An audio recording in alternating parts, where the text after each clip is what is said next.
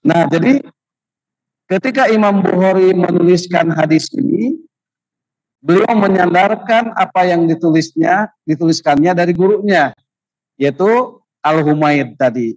Kata beliau, hadatsana telah menceritakan kepada kami Humaid. Nah, Al-Humaid, jadi Al-Humaid itu gurunya beliau. Kemudian qala berkata Al-Humaid, dalam rangka apa Al-Humaid berkata? Dalam rangka mempertanggungjawabkan hadis yang diriwayatkan. Sehingga beliau menyatakan hadatsana telah menceritakan kepada kami pula. Siapa? Marwan bin Muawiyah. Berarti Marwan bin Muawiyah adalah gurunya Al-Humaid. Kemudian Marwan bin Muawiyah itu berkata juga, hadatsana telah menceritakan kepada kami siapa? Ismail. Ismail mendapatkan hadis ini dari siapa? An Qais, dari Qais. Qais mendapatkan hadis ini dari siapa? An Jarir. Nah, dari Jarir bin Abdullah. Nikola, kemudian Jarir bin Abdullah berkata, kunna kami ini. Nah, Jarir ini sahabat, ya. Jarir ini adalah sahabat. Kata beliau, kunna ingda Nabi sallallahu alaihi wasallam. Ya. Kata beliau, kunna kami ini ingda Nabi sallallahu alaihi wasallam, pada saat itu bersama Nabi sallallahu alaihi wasallam. Panazaro, kemudian beliau memandang ilal qamar, kepada bulan, yang pada waktu itu tentu malam hari yang dimaksud adalah yakni al-badar, bulan purnama gitu. Faqala, kemudian Nabi berkata, jadi suatu ketika Rasulullah dan para sahabat itu berada di sebuah malam yang terang bulan purnama. Nah, kemudian Rasul memandang kepada bulan purnama tadi. Sambil Rasulullah bersabda, innakum, sesungguhnya kalian itu satarauna, kalian akan memandang, akan melihat Robbakum, Tuhan kalian. Kama, sebagaimana tarauna hadzal qamar, kalian memandang bulan purnama ini. Begitu. Jadi kata Rasulullah, kalian akan memandang bulan purnama yang indah ini seperti kalian memandang malam ini. Begitu.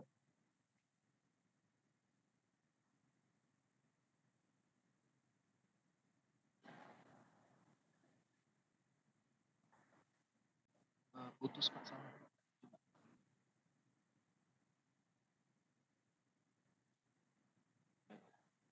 Ya, kembali. Jadi mohon maaf nih internetnya, ya.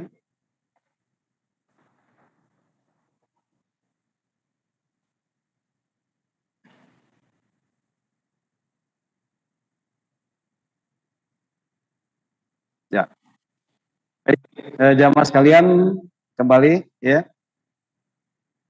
Jadi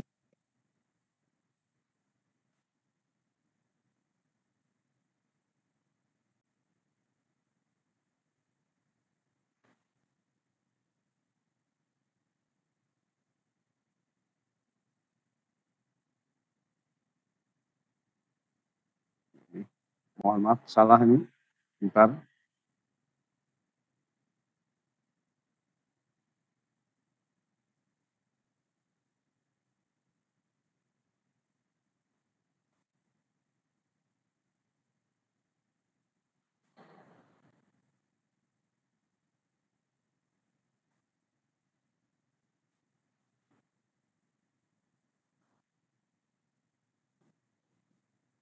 Ya, kembali. Ya, Mas kalian, mohon maaf ada kesalahan teknis ini. Jadi sesungguhnya kalian akan memandang Tuhan kalian sebagaimana kalian memandang bulan ini. Nah, kata Rasulullah, la tudomuna fi ru'yatihi. Kalian akan memandang bulan itu tidak akan berdesakan. Begitu. Jadi kelak kita akan melihat wajah Allah tuh tidak akan berdesakan. Begitu. Sebagaimana pada saat itu Rasulullah dan para sahabat memandang bulan purnama. Begitu.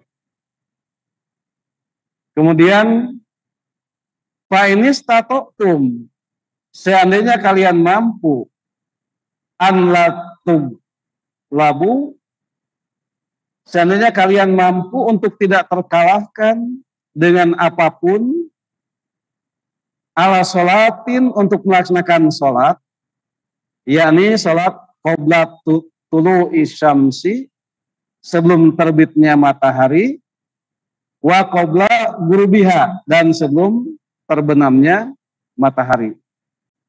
Begitu. Nah, jadi jamaah sekalian, di sini Rasulullah memberikan satu syarat, ya. Kita akan bisa memandang wajah Allah Subhanahu wa taala seperti memandang bulan purnama tadi, ya. Dalam pengertian apabila kita ini tidak terkalahkan oleh kesibukan apapun, sehingga bisa melaksanakan sholat qobla tulu'i syamsi, nah, yakni sholat sebelum terbit matahari, berarti sholat fajar, ya, wa qobla gurubiha, dan sebelum terbenamnya matahari, yaitu sholat asar. Kalau bisa begitu, fa'alu, silakan kerjakan. Kemudian beliau membacakan sebuah ayat, yakni surat Qaf ayat 39, a'udzubillahi minasyaitonirrajim, wasabbih bihamdi rabbika, maka bertasbihlah dengan memuji Tuhanmu, qabla tulu'i syamsi, sebelum terbitnya matahari, wa qabla al-ghurub, sebelum terbenamnya matahari. Nah, gitu. Nah, jamaah sekalian, itu hadisnya yang akan kita bahas. Jadi sholat asar pada hadis ini disebut bersamaan dengan sholat fajar. Jadi qobla tulu'i syamsi, sebelum terbitnya matahari, yaitu sholat subuh, wa qobla gurubiha, dan sebelum terbenamnya matahari, yaitu sholat asar. Nah, jadi jamaah sekalian, hadis ini menjelaskan 3 persoalan sesungguhnya.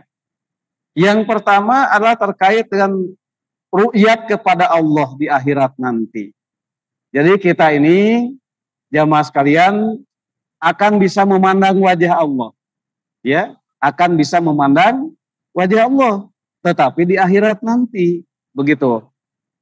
Nah, walaupun kemudian ada beberapa pertentangan antara kita ahlu sunnah dan mereka ahlul bid'ah. Nah, kalau ahlu bid'ah itu menyatakan tidak mungkin Allah itu bisa dilihat, begitu. Tidak mungkin Allah itu bisa dilihat, kata mereka. Tetapi ahlu sunnah menyatakan bisa dilihat dengan mata kepala kita, tetapi kelak di akhirat, begitu. Nah, tetapi kalau Allah itu dilihat di dunia ini, tidak mungkin memang. Kenapa? Karena segalanya akan terbakar. Segalanya akan terbakar kalau Allah menampakkan wajahnya kepada makhluknya pada periode di dunia ini. Begitu. Nah, dalam sebuah hadis Muslim dikatakan, ini hadisnya, hijabuhu. Nah, hijabuhu, hijabnya, dindingnya, antara kita dengan antara Allah dengan hambanya, apa hijabnya? Adalah an-nur. Begitu ya. Hijabnya itu adalah cahaya. Jadi hijab antara kita dengan Allah itu adalah an-nur, cahaya. Begitu. Ini untuk kehidupan di dunia. Begitu ya. Untuk kehidupan di dunia, kita tidak akan bisa memandang Allah karena Allah terdindingi oleh an-nur, cahaya. Begitu. Nah, persoalannya lau kasyafahu, seandainya Allah membukakan hijabnya, begitu, seandainya Allah membukakan hijabnya, maka la ahraqat, akan terbakar semua yang ada, begitu. Semua yang ada akan terbakar oleh apa? Oleh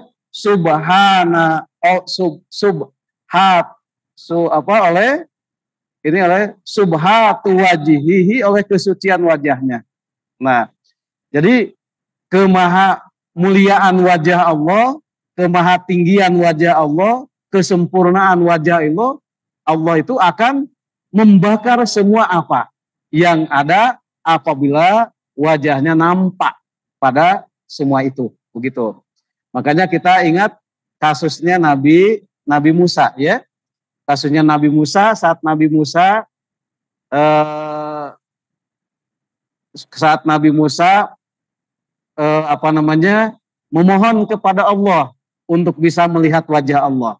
Maka kemudian Allah menampakkan cahayanya saja, padahal ya, menampakkan cahayanya dahulu kepada gunung, kemudian gunung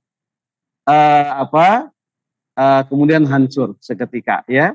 Apalagi kalau wajah Allah ditampakkan tanpa ada penghalang, begitu. Nah, jadi wajah Allah yang senantiasa ma'intaha. Nah, kalimatnya ya, wajah Allah yang senantiasa tidak pernah berhenti, ilaihi basrohu min khalqihi, tidak pernah berhenti memandang dengan kasih sayangnya kepada semua hamba-hambanya, begitu. Itu akan menampakkan kesuciannya yang maha tinggi sehingga terbakar semua apa yang ada, begitu. Nah, dengan demikian jamaah sekalian, Bapak dan Ibu sekalian, kita panggil lagi ya, Bapak dan Ibu sekalian yang ada di Zoom dan di YouTube TV UPI, adik-adik mahasiswa, demikian juga yang ada di Zoom dan di TV UPI, terlebih yang ada yang offline di sini, ya. Jadi begitu agungnya wajah Allah tadi, sehingga kita tidak bisa mampu melihat di dunia ini, begitu, karena keagungan wajahnya tadi. Karena keagungannya itu akan terbakar semua, sehingga Allah mendindingi wajahnya, yang wajahnya itu senantiasa melihat kepada hamba-hambanya. Tidak pernah Allah itu lepas pandangannya, memandang wajahnya, memandang makhluknya dengan penuh kasih sayang, begitu. Nah, adapun di akhirat, jamaah sekalian, maka Allah membuka hijabnya, ya, membuka hijabnya sehingga terbukalah wajah Allah secara utuh, ya, dan Allah mengizinkan mata ini bisa menikmati keindahan wajah Allah Subhanahu wa taala, sebagaimana kita lihat dalam Quran surat Yunus ayat 26. A'udzubillahi minasyaitonirrajim. Lilladzina ahsanu al-husna. Bagi mereka yang berbuat kebaikan, ya, ada pahala. Waziyadatan. Jadi waziyadah, dan ada tambahan dari pahala itu, yaitu memandang wajah Allah. Jadi bagi mereka yang masuk surga itu ada tambahan, ya. Insya Allah kita semua masuk surga, ada pahala dari Allah, dan ada tambahan bonusnya, yaitu memandang wajah Allah. Dalam Quran surat Al-Qiyamah, jamaah sekalian, itu Allah berfirman,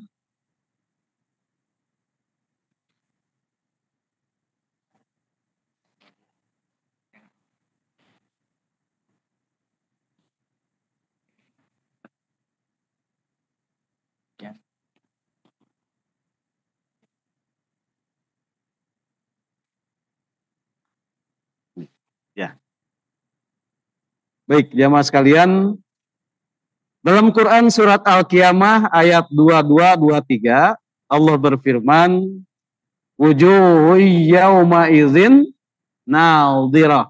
Nah, begitu kalimatnya. Jadi wajah-wajah pada saat itu nadhirah, bisa melihat. Begitu.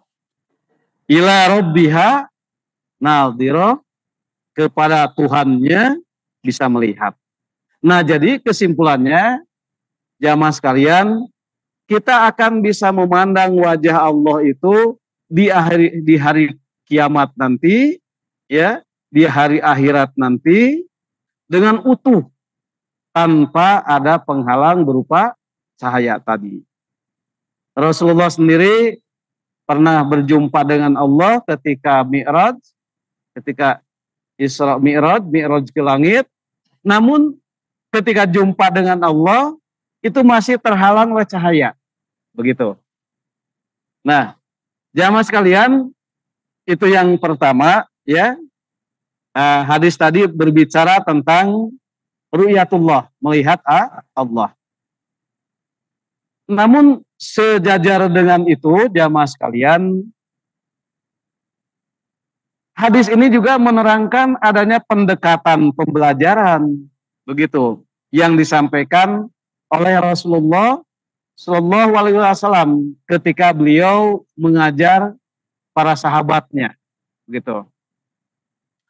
Nah, pendekatan yang dimaksud yang diajarkan oleh Rasulullah Shallallahu Alaihi Wasallam adalah pendekatan,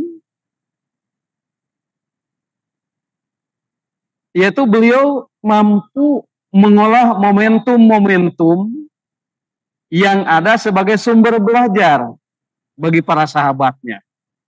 Jadi saat itu ada bulan purnama, begitu, kemudian Rasulullah memanggil para sahabatnya, kemudian Rasulullah ingin mengajarkan tentang bagaimana kelak kita akan bisa memandang wajah Allah. Maka dipanggillah para sahabat radhiyallahu anhum untuk bersama-sama memandang bulan purnama. Dalam hal ini Rasulullah pandai menjadikan momentum-momentum tertentu untuk mengajari. Materi ajarnya dalam hal ini adalah bagaimana bahwa Allah bisa dipandang dan tidak berdesakan. Seperti hari ini memandang bulan purnama, begitu. Nah, demikian juga ketika Rasulullah ketika di zaman Rasulullah terjadi wabah penyakit COVID, ya, kalau kita kemarin COVID, itu selalu dijadikan bahan ajar untuk mengajarkan ketauhidan. Demikian juga ketika terjadi peperangan, Rasulullah menjadikan peperangan itu juga sebagai momentum untuk mengajari tauhid, begitu. Nah, itu makna yang kedua dari hadis tadi. Jadi makna yang pertama adalah terkait dengan melihat Allah, dan yang kedua terkait dengan bagaimana Rasulullah itu amat pandai sebagai mu'allim, sebagai guru, itu amat mengolah momentum-momentum yang ada untuk dijadikan alat untuk mengajar, begitu. Nah, jamaah sekalian,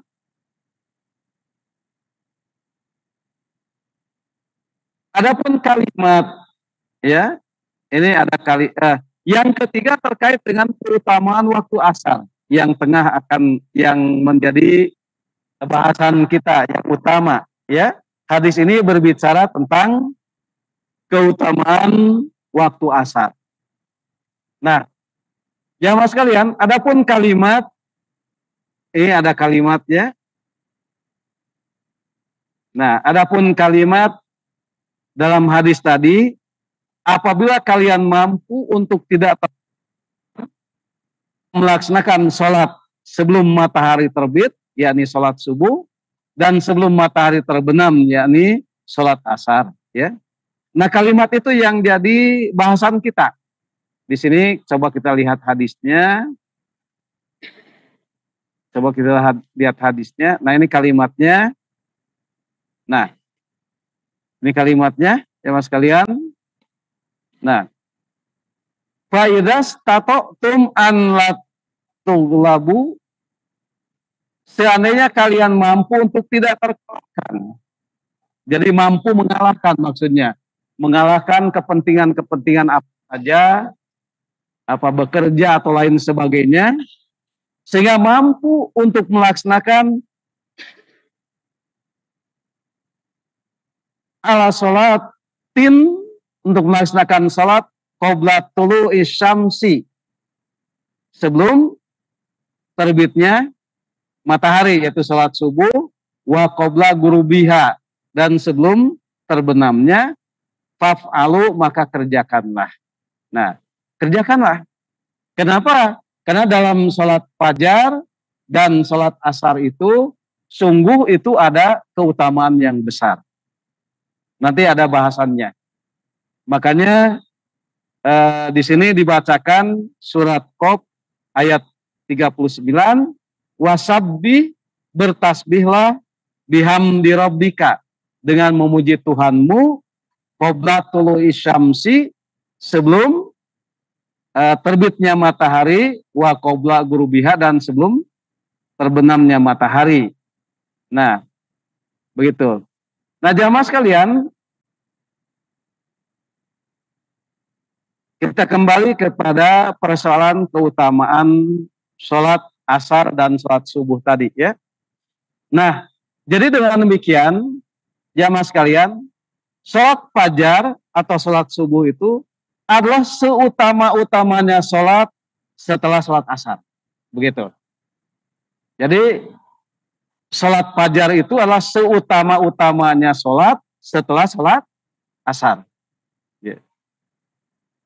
Adapun sholat asar itu sendiri adalah seutama-utamanya sholat.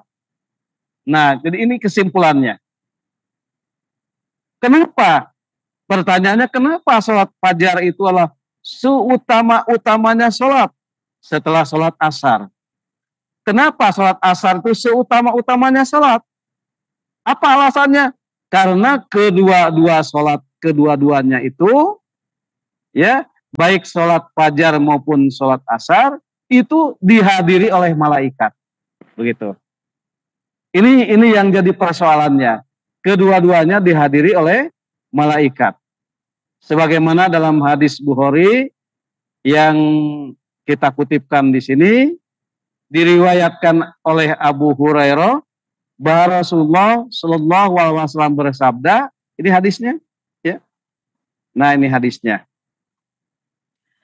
Yata'aqabuna, mereka para malaikat itu bergiliran, ya, bergiliran. Fikum, pada kalian. Jadi para malaikat itu bergiliran, datang silih berganti, ya, menemani kita. Begitu. Kapan? Bilaili, pada malam hari, ya. Bilaili, pada malam hari.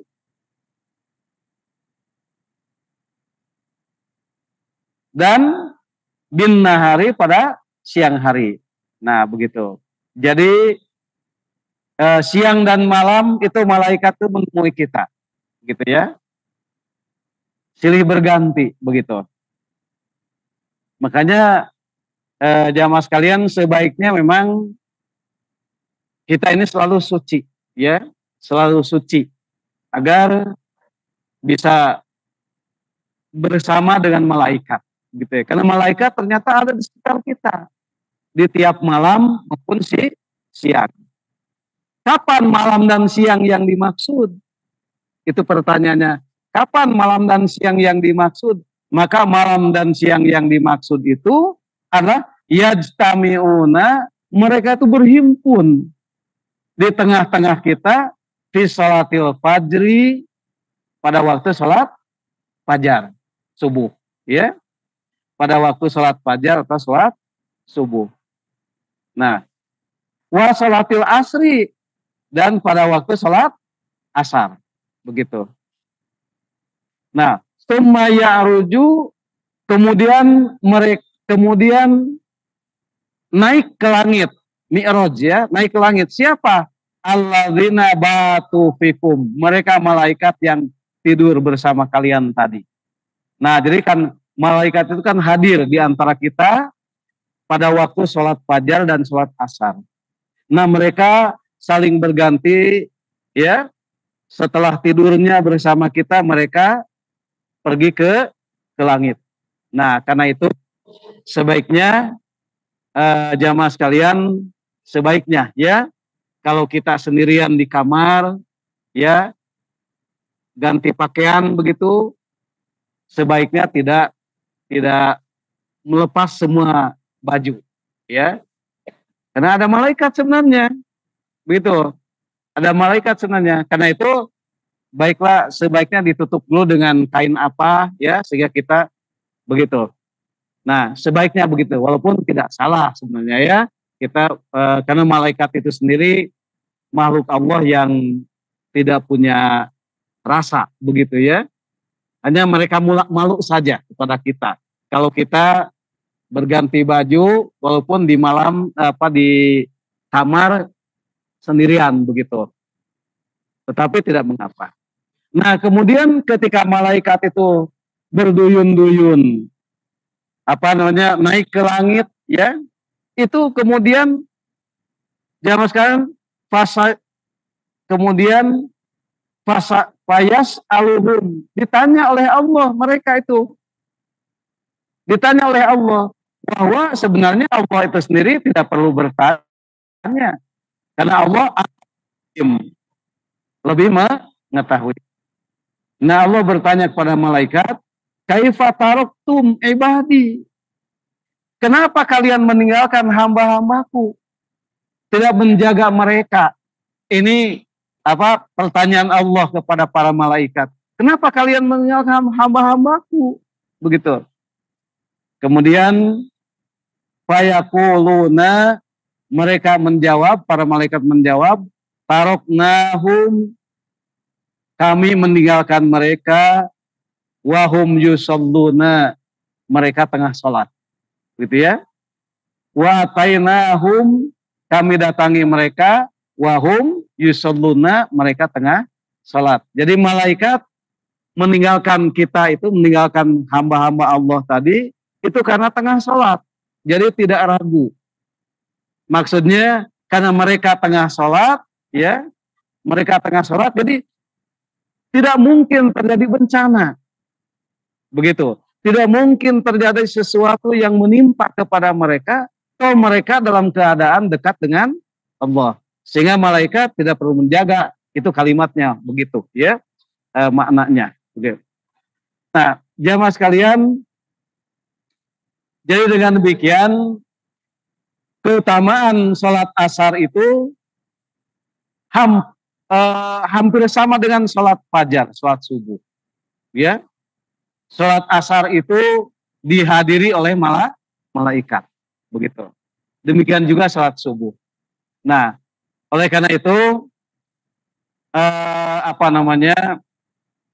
kesulitan yang sering terjadi jamaah sekalian, atau halangan yang sering terjadi kalau sholat subuh itu kita ini ngantuk begitu ya. Nah, ngantuk, bahkan orang-orang munafik itu lengah sekali dari sholat subuh. Kalau sholat asar, ya tadi, karena kesibukan-kesibukan tadi. Sehingga kita lalai dari sholat asar. Begitu. Sibuk itu, sibuk ini. Sehingga kalimatnya tadi kan, seandainya kalian mampu untuk tidak terkalahkan. Kalimatnya kan begitu ya.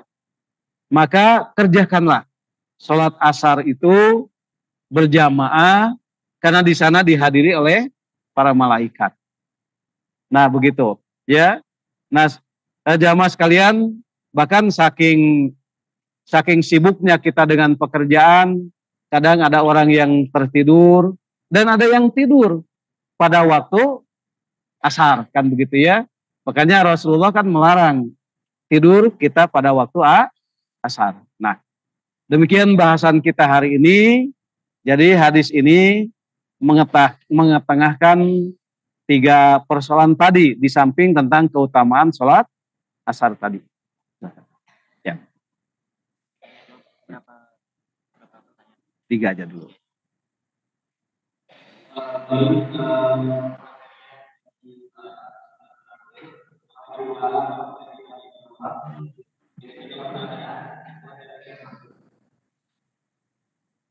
Ya, silakan kalau ada pertanyaan, ya silakan. Ya, boleh Pak Ustadz. Waalaikumsalam warahmatullahi wabarakatuh. Ada Pak Ustadz?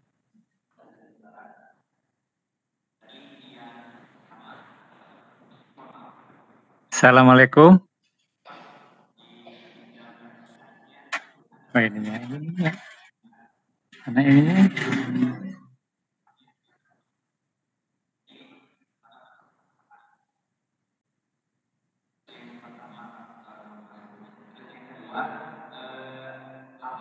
Ada mau nanya Pak Ustadz?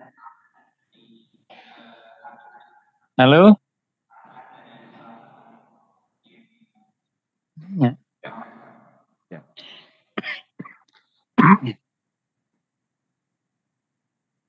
Ya, barangkali silakan sambil nunggu dari jamaah dari YouTube Ya. boleh dituliskan dengan Rohman ini Pak Ustadz. Bang Rohman mau tanya.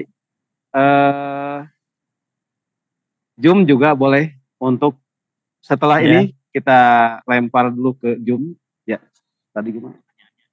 Itu ada revisi dari itu yang di hadis pertama surat Qaf ayat 39. Yang itu seharusnya ya surat Qaf yang itu sebenarnya salah ayatnya.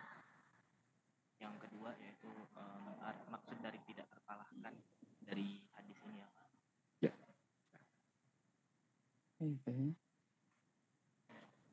Baik, ini ada revisi ya. Terima kasih revisinya, jazakallah khairan. Tadi ini kalimat wasabbih bihamdi rabbika qabla tulu'i syamsi wa qoblal ghurub itu ayat berapa harusnya? Oh, Toha ya. Oh ya. Toha. Ini salah kutip ya. Toha katanya. Toha 39 sama. 130. Toha 130. Alhamdulillah, terima kasih atas perbaikannya. Jazakallah khairan. Yang kedua, ini ada pertanyaan juga tentang maksud tidak terkalahkan. Begitu. Ini kalimatnya fa'in tatostum an la tuglabu. Seandainya kalian tidak terkalahkan, seandainya kalian mampu untuk tidak terkalahkan. Maksud mampu untuk tidak terkalahkan itu mampu menguasai keadaan. Menguasai keadaan.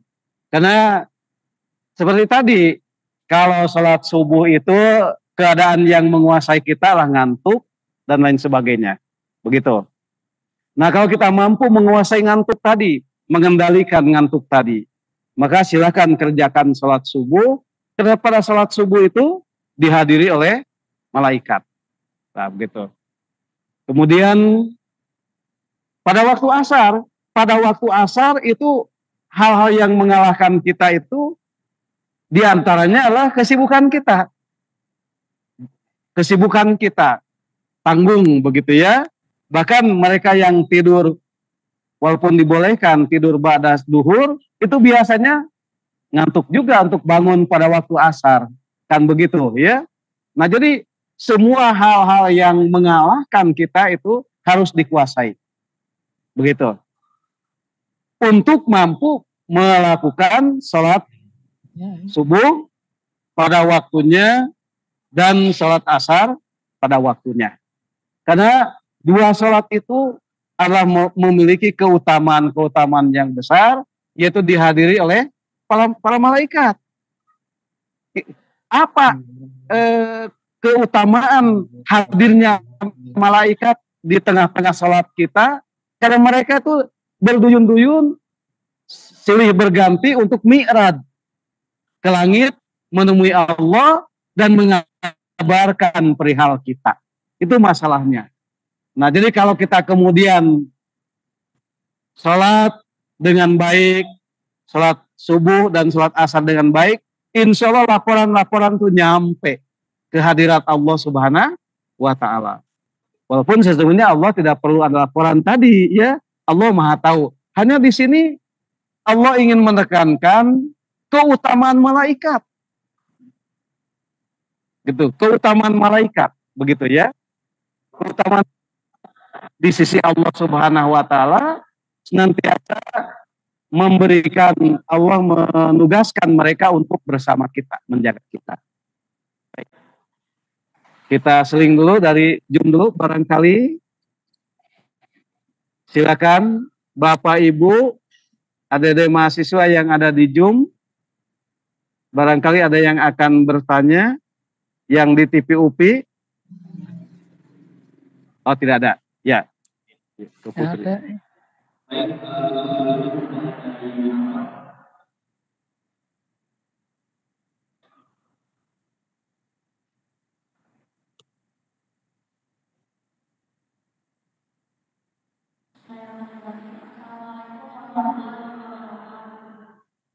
Assalamualaikum warahmatullahi wabarakatuh.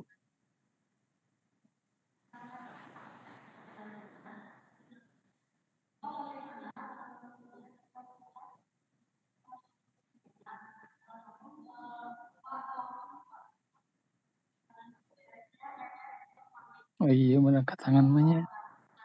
Salah ngetik.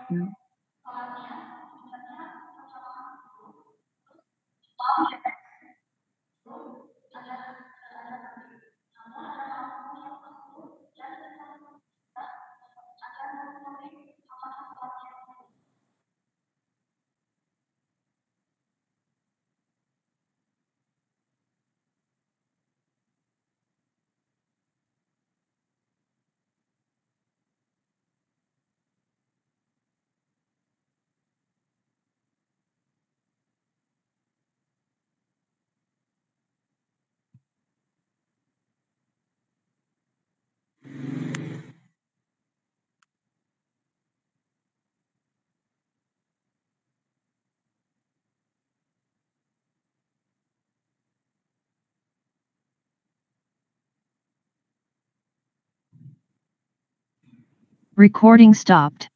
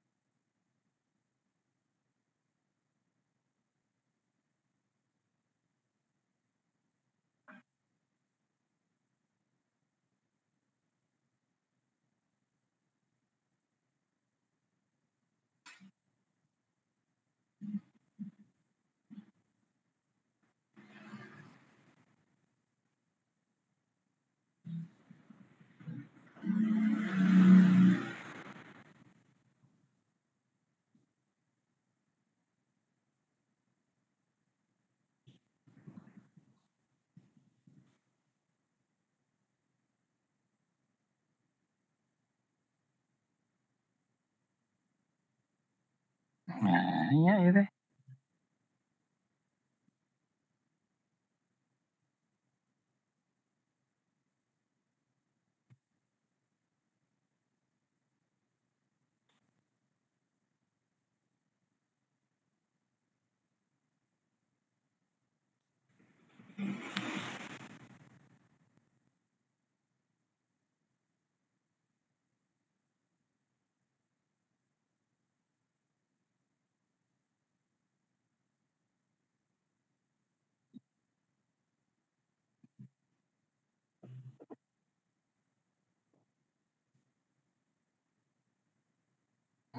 Nah, suara.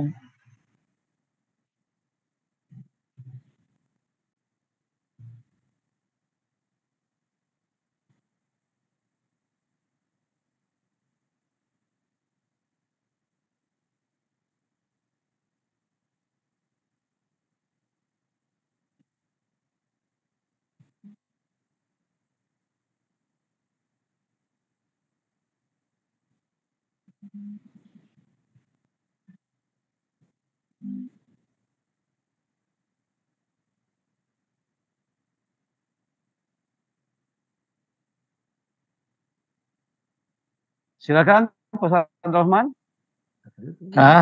Assalamualaikum warahmatullahi wabarakatuh. Enggak. Ayah Pak Ustadz Suantena.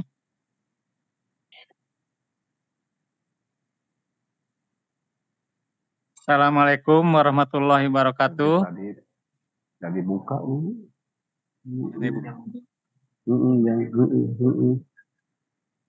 Silakan Pak Ustadz Rahman.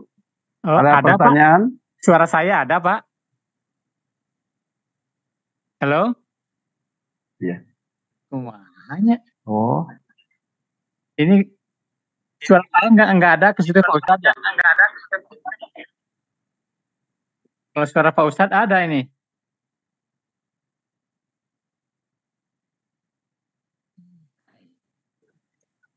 Silakan Pak untuk ditanyakan. Halo? Iya, halo Pak, silakan. Ada? Iya Pak, ada. Ada, ya. Pak Ustadz, semoga Pak Ustadz selalu sehat, panjang umur, dengan yang barokah Pak Ustadz.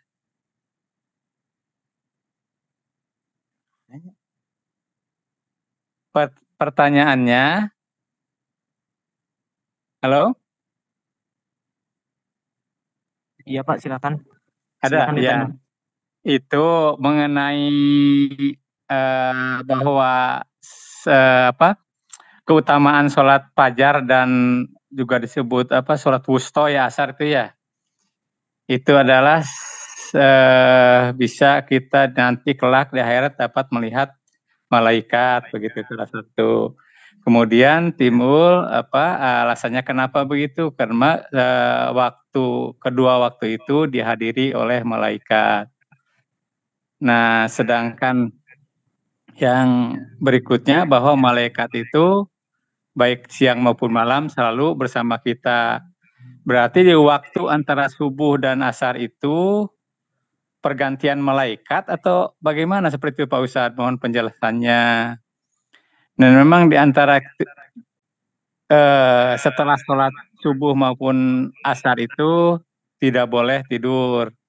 Dan saya sudah membuktikan kalau di waktu itu tidur, kesehatan kita akan terganggu begitu Pak, pusing dan sebagainya. Dan kemudian yang berikutnya juga kalau setelah asar itu tidak ada sholat sunat seperti sholat subuh ya. Cuma sebelum subuh itu ada sholat sunat yang keutamanya luar biasa, yang lebih baik dari dunia dan seisinya. Sedangkan sebelum asar tidak ada sunatnya ya Pak ya. Mohon penjelasan itu saja Pak Ustadz. Terima kasih. Ya, baik Pak Ustadz Rahman, alhamdulillah. Jamaah sekalian, ini ada pertanyaan bagus dari Pak Ustadz Rahman. Terima kasih. Pak Ustadz Rahman masih tetap setia ya bersama kita. Jadi yang pertama, ya. Diulang lagi. Jadi pada waktu sholat subuh dan asar itu malaikat itu senantiasa ada di sekitar kita, begitu. Iya, begitu Pak Ustadz. Kemudian mereka silih berganti naik ke langit, menyampaikan informasi kepada Allah Subhanahu Wa Taala, persoalan kita, begitu. Jadi terus saja berputar mereka, berputar terus.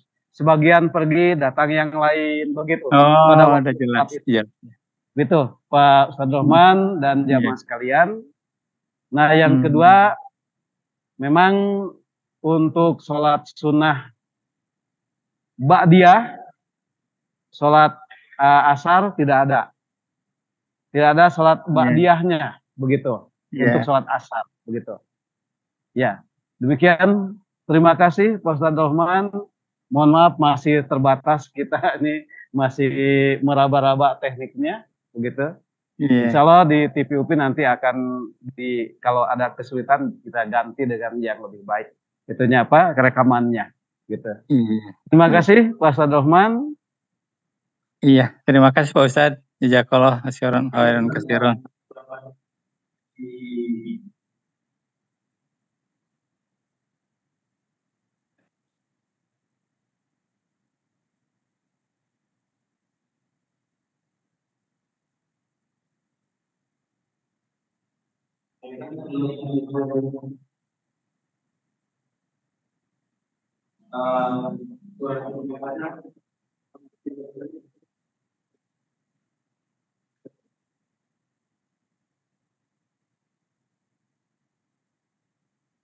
Ya, hadirin jamaah sekalian yang ada di Zoom dan di TV UPI, kemudian juga jamaah yang offline terlebih, terima kasih kita sudah bisa membersamai kegiatan kita dengan izin Allah.